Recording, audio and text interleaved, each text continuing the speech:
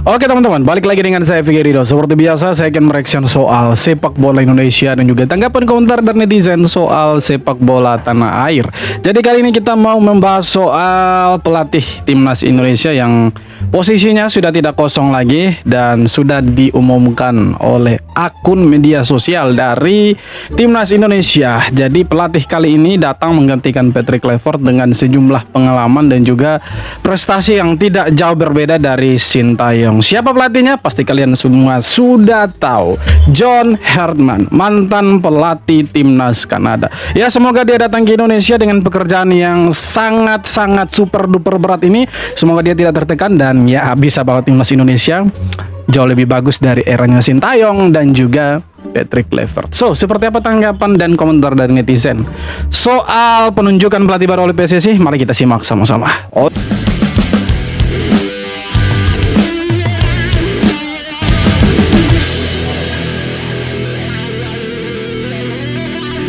Resmi diumumkan sebagai pelatih baru, akankah John Hartman mampu membawa Garuda terbang tinggi? Ya, setelah simpang siur siapakah pelatih timnas yang baru, akhirnya pada 3 Januari 2026, PSSI resmi menunjuk John Hartman sebagai kepala pelatih baru timnas Indonesia. Dan jika sebelumnya penunjukan Kluivert sangat ramai dibicarakan, hingga Fabrizio Romano ikut-ikutan, untuk kali ini semua tampak tenang meski banyak media yang memberitakan. Lalu jika berbicara pengalaman, Hartman bukanlah pelatih ingusan yang baru melatih setahun 2 tahun. Sebab setelah membawa timnas putri Kanada meraih medali perunggu berturut-turut, ia berhasil menaikkan peringkat timnas putra Kanada secara signifikan hingga berhasil lolos ke Piala Dunia setelah 36 tahun menanti. Lantas dengan sederet pengalaman, mampukah Hartman membawa Garuda terbang tinggi? Sebenarnya si Hartman ini, ya dia terima pinangannya PSSI ini dia cukup berani. Kenapa cukup berani? Karena pekerjaan menjadi pelatih timnas Indonesia itu salah satu pekerjaan paling berbahaya di dunia. Bercanda, maksudnya begini. Timnas Indonesia ini lagi carut marut. Ya, dia datang dengan posisi peringkat Indonesia yang tidak baik-baik saja. Justru kita ada di bawah Malaysia. Oke, itu fakta. Itu yang pertama. Yang kedua, kita gagal lolos ke Piala Dunia dan kita akan bermain di Piala Asia 2027. Dan ya tuntutan dari netizen, dari supporter, ya semua tuh pasti tertuju ke John Hartman ini. Ya makanya saya bilang pekerjaannya itu sangat-sangat berat dan mungkin paling berat di dunia menjadi pelatih timnas Indonesia gitu kan. Tapi kita lihat saja karena memang John Hartman ini bukan pelatih main-main, betul bukan pelatih ingusan. Dia datang dengan sederet pengalamannya di timnas Kanada dan dia membawa timnas Kanada itu lolos ke Piala Dunia. Dan ya kalau mau dilihat mirip-mirip seperti Sintayong, walaupun tidak mirip-mirip amat, tetapi prestasinya tidak bisa diremehkan. Ya, kita dukung saja, semoga dia bisa membawa timnas Indonesia jauh lebih bagus, jauh lebih baik dari dua pelatih sebelumnya. Walaupun sebagian besar tuh menginginkan Sintayong, tetapi apa mau dikata, PSSI lebih memilih John Hartman. Let's go, kita dukung saja lah bro. Let's go kan. Ayo. Rekam jejak dari pelatih baru timnas Indonesia John Hartman. Iya, bacanya John Hartman bukan sih. Cukup mentereng. Yang pertama bawa timnas putri Kanada tampil di Piala Dunia 2 kali, lalu juga untuk tim nasional putranya itu juga ada Olimpiade 2012-16 raih perunggu, terus juga timnas Piala Dunia timnas Kanada pertama kali setelah 36 tahun. Lalu ranking FIFA juga melonjak dari 77 ke 33 dunia. Jadi secara rekam jejak oke banget. Ya, kalau yang bilang dia nggak punya pengalaman di Asia, ya udah lu rekrutnya tim pelatih yang ada di Asia tuh, yang pelatih Timor Leste yang dibantai terus, pelatih Brunei itu kan punya pengalaman di Asia tuh, rekrut lah. Dan juga menarik melihat statement dari John Hartman ketika pertama kali diwawancarai setelah menjadi pelatih tim nasional. Dia bilang ini project yang sangat bagus. Dia melihat talenta dari pemain-pemain Indonesia itu sangat bagus, mirip dengan Kanada. Jadi ya secara spirit, secara opening statement dari beliau sih cukup bagus. Artinya ada rasa optimisme untuk beliau bisa melihat potensi pemain-pemain yang ada di sini. Dia juga pasti akan tinggal, itu sudah sebagai satu syarat di sini. Semoga dia bisa melihat potensi-potensi terbaik dari pemain-pemain kita, dan tentu saja tetap memantau pemain-pemain kita yang abroad ya. Itu penting juga tuh, karena mayoritas backbone dari timnas kita itu berada di luar atau abroad kita. Oke, jadi segitu dulu. Anti pemain tua, John Herdman melatih timnas Indonesia 3 pemain naturalisasi terancam dicoret. Woi, siapa Jordi itu? Amat, Lili Pali, hingga Tom Hay disebut masuk radar evaluasi. Waduh. Anti pemain tua, John Herdman No, Tom Haye janganlah, jangan. Kalau Jordi Amat mungkin boleh, secara usia sudah tidak terlalu produktif kan untuk ukuran tim nasional. Sama Lili Pali juga jarang dipanggil. Dia dipanggil ketika Patrick Kluivert and Declan itu melatih timnas, tapi semenjak dia dipecat dan ya tidak pernah dipanggil lagi. Ya zaman STI pun tidak dipanggil juga kan, iya kan. Nah, John Herdman datang, apakah akan dipakai lagi? Ya kalau dia anti pemain tua bisa jadi nama-nama yang sudah berkepala 3, katakanlah 31, 32 dan seterusnya tidak mungkin dipanggil. Nah, kalau Tom Haye ya janganlah dulu. Dia ini salah satu motor serangan, kreator di lini tengah timnas Indonesia. Nah, siapa nih penggantinya begitu kan? Apakah ada pemain naturalisasi yang bisa menggantikan Tom Haye dan Joy Pelupesi? Kan belum ada juga. Ya semoga tidaklah Tom Haye itu. Please janganlah.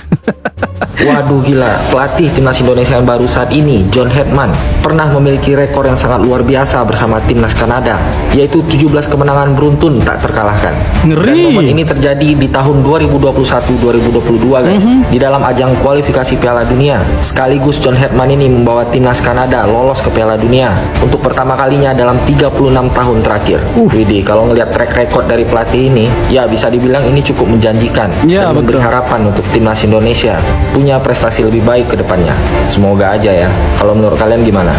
Ya, dengan rekam jejak seperti ini membuat kita sebagai supporter itu tidak begitu ragu dengan John Herdman.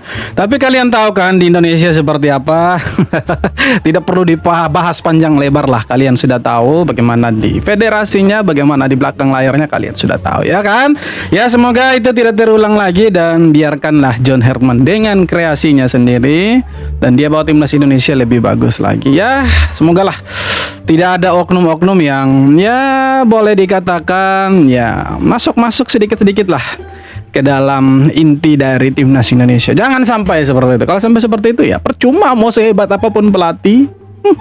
Kalau ada oknum-oknum yang punya kepentingan pribadi percuma bro, percuma. Dituntut percaya proses, Herman tak akan dipecat hingga kontrak berakhir. Resmi diperkenalkan PSSI, John Herdman langsung jadi sorotan. Bukan cuma karena namanya besar, tapi juga karena harapan yang otomatis ikut menempel. Pelatih asal Inggris berusia 50 tahun ini datang bukan untuk proyek sebentar. PSSI sudah menyiapkan kontrak 2+2 tahun, yang artinya Herdman bisa memimpin timnas Indonesia sampai 2030 jika target tercapai. Keren. Lebih gila lagi, ia dipercaya memegang 2 tim sekaligus, timnas senior dan timnas U23. Tujuannya jelas, supaya gaya main dan taktik dari level muda sampai senior benar-benar sejalan. Mirip-mirip Sintayong Nah, kan? di fase awal Tapi ini Sintayong pertanyaannya 20. cuma satu, siapkah kita bersabar? PSSI dan Exco sudah berkomitmen penuh. Herdman akan tetap dipercaya tanpa melihat hasil instan di awal. Debutnya bakal dimulai di FIFA Series bulan Maret dan akan diuji di Piala AFF Juli hingga Agustus nanti. Keren. Ya semoga harapan kita timnas Indonesia lebih bagus di tangan John Herdman itu bisa tercapai dan bisa ya melihat timnas Indonesia ada di atasnya Malaysia lagi. Karena faktanya sekarang ya peringkat FIFA kita itu ada di bawahnya Malaysia. Nah mungkin salah satu tugas beratnya itu adalah menaikkan level timnas Indonesia khususnya rank FIFA itu melewati Thailand, Vietnam, Malaysia dan negara-negara lain lah ya di Asia Tenggara ini yang secara ranking FIFA itu ada di atasnya Indonesia. Tapi kita itu masih dalam proses, kita tunggu saja, ini belum apa-apa. Kita hanya perlu mendukung program dari John Herdman ini. Seperti apa sih dia nanti? Patut didukung. Katanya Malaysia di-ban FIFA, tapi sebenarnya apa yang terjadi? Beberapa waktu lalu, beredar kabar heboh di media sosial. Katanya Malaysia dibekukan FIFA. Banyak yang langsung percaya. Padahal waktu itu belum ada pengumuman resmi sama sekali. Faktanya, berita itu sempat dibantah dan dinyatakan hoax. Tapi sekarang beda cerita. Di Ya? akhir Juni 2025, FIFA dan IFC resmi menjatuhkan sanksi berat ke Federasi Sepak Bola Malaysia. Kasihan. Penyebabnya, skandal naturalisasi pemain keturunan yang dianggap melanggar aturan FIFA. Beberapa pemain disebut pakai dokumen yang gak valid. Bahkan ada data silsilah keluarga yang diduga dipalsukan. Akibatnya, Akibatnya, Malaysia didiskualifikasi dari semua kompetisi FIFA dan IFC sampai tahun 2027, termasuk kualifikasi Piala Dunia, Piala Asia, dan juga AFF Cup. Terancam Federasi tidak bisa Malaysia ikut juga mereka, kena denda miliaran rupiah dan dilarang pakai pemain keturunan selama 5 tahun ke depan. Beberapa pejabat federasi dicopot dan diminta bertanggung jawab. Jadi, kalau kamu dengar Malaysia di-ban FIFA, sekarang udah bukan rumor lagi. Kalau menurut kamu, hukuman ini terlalu berat atau memang sudah sepantasnya? Tulis pendapatmu di Bukan terlalu berat, tapi memang ya mereka harus terima itu karena pelanggaran yang mereka buat ini bukan pelanggaran ringan, bro.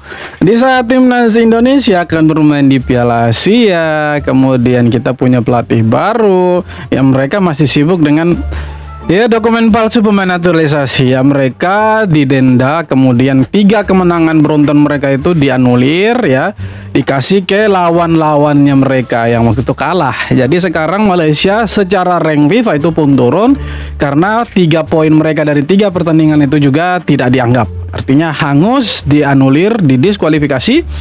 Jadi 3 poinnya, bukan 3 poin, tapi 3 pertandingan itu, ya 9 poin itu hilang.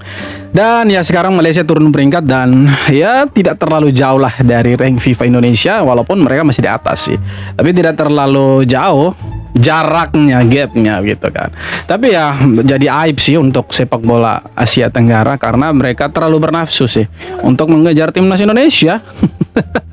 Terlalu bernafsu, bro. Breaking news dari Kuala Lumpur. FIFA resmi tolak mentah-mentah pengajuan FIM Malaysia jadi tuan rumah perdana FIFA ASEAN Club Cup. Supporter Malaysia langsung meledak. Kenapa tak bisa nego sama FIFA? Bocoran dokumen ungkap, FIFA lebih condong ke Indonesia.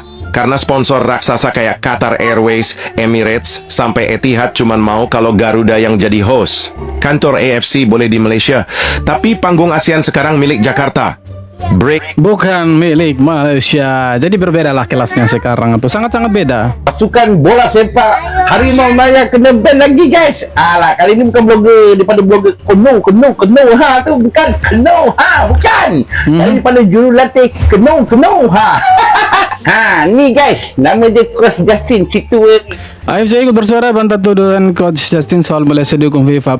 Dulu mereka tidak percaya, bro. Sekarang mereka percaya. Sekarang mereka nangis-nangis. Dulu mereka bilang Konoha itu hoax, Konoha itu tukang bikin kacau, berita palsu. Sekarang mereka kebalikannya, mereka nangis-nangis sekarang ya. Tuduh kita ni kena ban oleh FIFA. Penudah guys, AFC tegur dia. Nah, menyatakan tuduhan Coach Justin soal Malaysia dihukum FIFA. Membohong dia kerja diorang ni. Aduh, pelik-pelik lah. Dulu mereka bilang kita pembohong. Hari tu Pak Erick kena tegur dengan FIFA pasalkan dia jadi jawatan kuasa ketua jurulatih. Ini pula coach dia, guys. Korang eloklah berdua ni buat malu Indonesia je. Dulu mereka tidak percaya, sekarang mereka nangis-nangis. Akhirnya percaya kan? Gimana, Pak? Percaya kan? Sekarang kalian itu memang tukang bikin kacau. Bukan Indonesia, tapi Malaysia yang bikin kacau sebenarnya. Kacau sepak bola saja.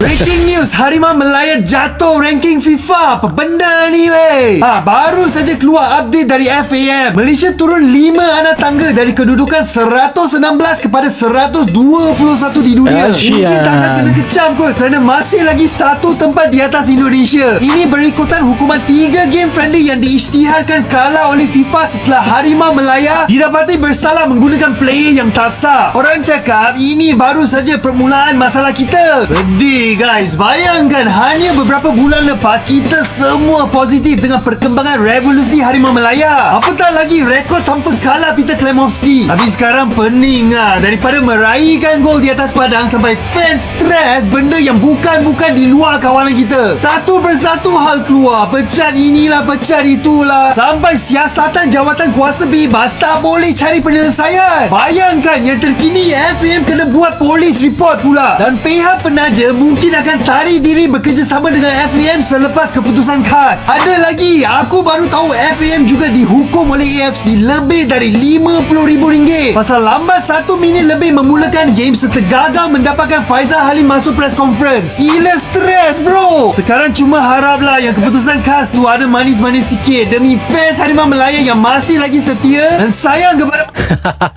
Jadi sekarang mereka lagi bergantung penuh dengan sidang CAS itu. Kalau mereka gagal lagi di sidang CAS, maka selesailah nasib dari timnas Malaysia ini, saudara-saudara. Selesai mereka, itu tamat mereka. Sanksi pembatalan hasil laga FIFA Matchday Timnas Malaysia karena pemakaian pemain ilegal membuat poin mereka diperkirakan minus 22,95 poin.